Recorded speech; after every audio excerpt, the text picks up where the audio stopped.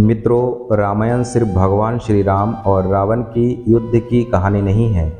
इसमें कई महत्वपूर्ण चरित्र का वर्णन मिलता है, जिसमें लंकापति रावण का पुत्र मेघनाद और मेघनाद की पत्नी सुलोचना भी शामिल है। मेघनाद का नाम इंद्रजीत था। दोनों नाम उसको पराक्रम और बहादुरी के लिए दिए गए थे। राम और रावण के बीच युद्ध में लक्ष्मण ने मेघनाद का वध किया था। लक्ष्मण ने अपने बाण से मेघनाद का सिर धड़ से अलग कर दिया था, लेकिन सुलोचना की सतीत्व में इतनी ताकत थी कि मेघनाद का कटा सर भी जोर जोर से हंसने लगा था।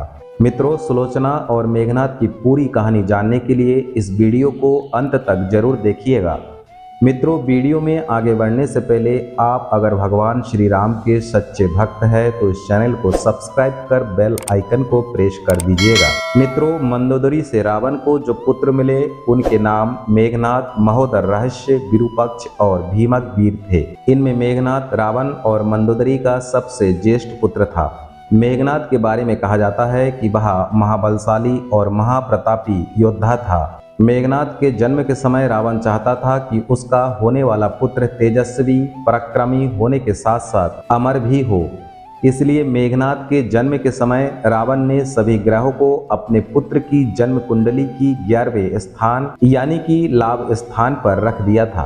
परंतु रावण के दुष्ट बुद्धि से परिचित शनिदेव ने अंतिम समय में अपने चाल बदल ली और वे 11वें स्थान से 12वें स्थान पर आ गए, जिससे मेघनाद अमर नहीं हो पाया। इस बात से क्रोधित रावण ने शनिदेव को अपनी लंका में कैद कर लिया था। वाल्मीकि रामायण के अनुसार जब मेघनाद का जन्म हुआ तब वह सामान्य शिशु की तरह रोया नहीं, बल्कि उसके मुंह से बिजली की गर्जना सुनाई दी थी। इस वजह से रावण ने अपने पुत्र का नाम मेघनाद रखा था। मेघनाद ने साक्षात भगवान शिव से शिक्षा प्राप्त की थी। महादेव से शिक्षा प्राप्त कर मेघनाद सभी दिव्यास्त्रों का ज्ञानी बन गया था। अपने किशोर अवस्था में मेघनाद अपनी कुलदेवी प्रत्यंगिरा की मंदिर में गुरु द्रोणाचार्य से दीक्षा लेकर कई सिद्धियां प्राप्त कर ली थी। जब मेघनाद युवावस्था में पहुंचा तो उसने कठिन तपस्या के बल पर संसार के 3 सबसे घातक अस्त्र ब्रह्मास्त्र, पशुपास्त्र और वैष्णव अस्त्र प्राप्त कर लिए थे। एक बार मेघनाद ने अपने पराक्रम से देवताओं की राजा इंद्र को परास्त करके उन्हें बंधक बना लिया था। मेघनाद की वीरता को देखकर ब्रह्मा जी ने मेघनाद का नाम इंद्रजीत रख दिया था। बंधक इंद्र को छुड़ाने के लिए जब ब्रह्मा ने मेघनाद को आज्ञा दी तो मेघनाद ने इंद्र को बंधन मुक्त कर दिया, जिस पर ब्रह्मा जी प्रसन्न होकर मेघनाद को मनचाहा वरदान मांगने को कहा। तब मेघनाद ने ब्रह्मा जी से अमरता का वरदान मांगा, लेकिन ब्रह्मा ने कहा कि यह देना संभव नहीं है। इसलिए ब्रह्मदेव ने मेघनाद को अन्य वरदान दे दिया। इस वरदान के मुताबिक कुलदेवी प्रत्यंगिरा की यज्ञ के दौरान मेघनाद को स्वयं त्रिदेव भी नहीं हरा सकते थे और ना ही उसे मार सकते थे।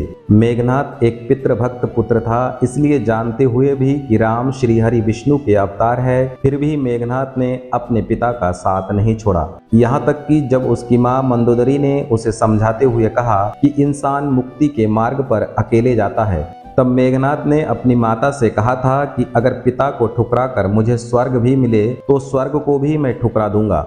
मेघनाद का विवाह सुलोचना से हुआ था। सुलोचना रामायण की एक ऐसी पतिव्रता और सती नारी थी जिसकी गुण सीता से कम नहीं थे। सुलोचना का विवाह राक्षस कुल में जरूर हुआ था, लेकिन उसमें सभी गुण दैवीय प्रकृति के थे।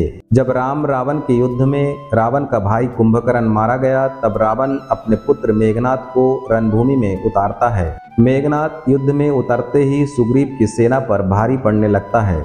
राम और लक्ष्मण भी मेघनाद की मायावी शक्ति के सामने कमजोर पड़ने लगता है, क्योंकि मेघनाद ने भगवान ब्रह्मा के वरदान के मुताबिक अपनी कुलदेवी का यज्ञ प्रारंभ करने के बाद ही युद्ध शुरू किया था।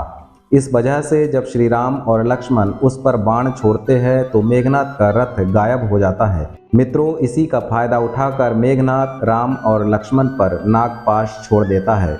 मेघनाद के नागपाश से राम और लक्ष्मण दोनों मूर्छित हो जाते हैं। तब राम और लक्ष्मण को होश में लाने के लिए हनुमान जी भगवान गरुड़ के पास गए और उन्हें लेकर आए। गरुड़ को देखते ही नागों ने भयभीत होकर राम और लक्ष्मण को मुक्त कर दिया, जिससे राम और लक्ष्मण होश में आ गए। अगले दिन जब फिर से युद्ध प्रारंभ हुआ तो मेघनाद ने शक्तिबाण से लक्ष्मण जी को मूर्छित कर दिया। लक्ष्मण जी के प्राणों पर खतरा देखकर हनुमान जी बिना समय गवाए लंका पहुंच गए और वहां से सुसैन वैद्य को उठा लाए।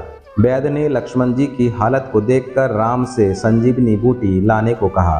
तब हनुमान जी ने संजीवनी बूटी लाने का जिम्मेदारी उठाई और लक्ष्मण जी को बचाने के लिए पूरी संजीवनी पहाड़ को ही उठा लाए और इस तरह से लक्ष्मण जी की जान बच गई।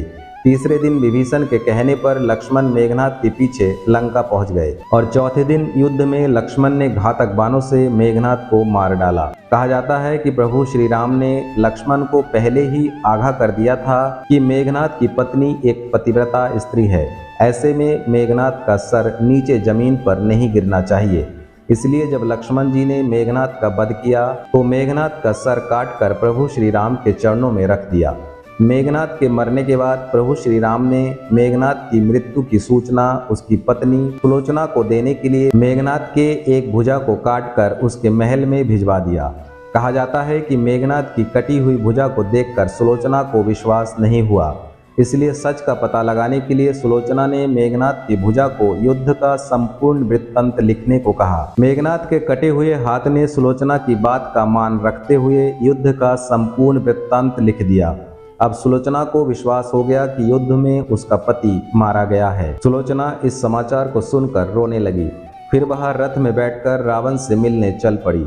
रावण को सुलोचना ने मेघनाद का कटा हुआ हाथ दिखाकर अपने पति का सिर मांगा। सुलोचना रावण से बोली कि अब मैं एक पल भी जीवित नहीं रहना चाहती, मैं अपने पति के साथ ही सती होना चाहती हूँ। तब रावण ने कहा, पुत्री 4 घड़ी प्रतीक्षा करो, मैं मेघनाद का सिर शत्रु के सिर के साथ लेकर आता हूँ। लेकिन सुलोचना को रावण की बात पर विश्वास नहीं हुआ। तब सुलोचना मंदोदरी के पास गई। तब मंदोदरी ने कहा, तुम श्री राम के पास जाओ, वह बहुत कृपालु और दयालु है। सुलोचना जब श्री राम के पास पहुंची तो विभीषण ने उसका परिचय करवाया। सुलोचना ने श्री राम से कहा, हे राम, मैं आपकी शरण में आई हूँ, मेरे पति का सिर मुझे लौटा दे ताकि मैं सती हो सकूँ।